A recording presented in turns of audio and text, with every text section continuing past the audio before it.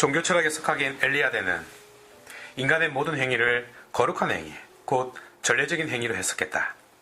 이러한 관점은 우리의 생각을 흔들어 놓고 일깨워준다. 마치 망치 철학의 니체처럼 말이다. 인간의 행위를 거룩한 행위로 보는 근본에는 인간이 신적인 존재라는 사실, 혹은 이미 신화된 존재라는 것을 전제로 하고 있다. 다시 말해서 인간은 이미 처음부터 어쩔 수 없는 종교적인 존재라는 것이다. 그의 통찰은 인간에 관한 기독교의 도구마를 일상화시키고 나아가 기독교의 가르침을 실제 현실로 살아갈 수 있도록 도와준다. 하여 프로메테우스가 불을 가져다 준 것처럼 그는 하늘의 원리를 땅, 인간에다 심었던 것이다. 아니, 인간 안에 하늘이 있음을 발견하고 그것을 선언했던 것이다. 물론 이 관점은 분명 새로운 것은 아니다. 이미 이전부터 있었다. 유대교, 기독교, 불교, 유교, 동학에 이르기까지 하늘이 인간 안에 내재되어 있음은 그 바탕을 이룬다. 하지만 엘리야데는 인간을 종교적인 관점이 아닌 위치에서 종교적인 존재, 거룩한 존재로 정의했다는 것이다. 어쨌든 이는 아무것도 아닌 것 같지만 아무것도 아닌 것이 아닌 방향으로 나를 이끌어 주었다. 이 자동차 열쇠로 어디로 가볼까? 궁금하지 않는가? 엘리야데의 이 통찰은 우리 일상의 삶을 새로운 눈, 곧 거룩한 눈으로 바라볼 수 있는 근거를 마련해 주었다. 말하자면 삼라만상이 어떤 법칙 속에서 움직이고 그 행보가 무질서하지 않는 것처럼 인간의 행위도 반드시 어떤 목적이 있고 어떤 의미가 있음을 밝혀준 것이다. 곧 시작부터 계획이 있었고 뚜렷한 목적이 있었던 것이다. 나아가 이런 행위는 한번 발생하고 증발해버리는 것이 아닌 반드시 반복된다는 것도 아울러 발견했다. 이런 반복을 소위 전례 혹은 전례적 행위라고 한 것이다. 예컨대 가톨릭 미사는 전례가 된다. 예배도 전례가 된다. 축제도 전례가 된다.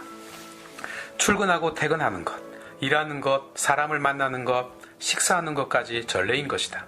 나아가 공휴일도, 게임이나 오락도 전례가 된다. 심지어 여행과 휴식까지 전례가 된다.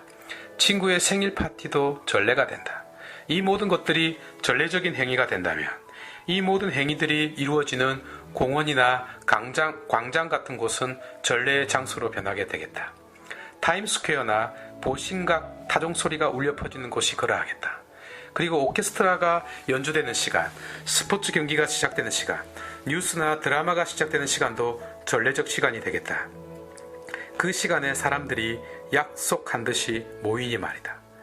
지금껏 늘어놓은 말의 요지는 인간은 전례적 존재, 종교적 존재이며 인간의 반복되는 행위가 모두 전례가 된다는 것이다. 예컨대 우리가 쓰고 있는 말도 전례다. 너 지금 무슨 말을 하고 있니? 잠시만 참아주시길. 쓸데없이 말이 길어져서 죄송하다. 최종적으로 하고 싶은 말은 이렇다.